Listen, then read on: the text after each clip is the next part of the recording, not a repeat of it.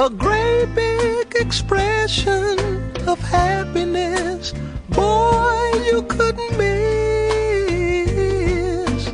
With a dozen roses, such would astound you.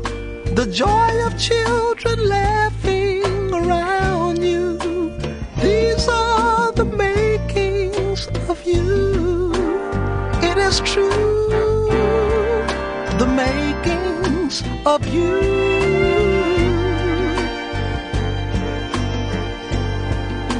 The righteous way to go, little one would know or believe if I told them so. Your second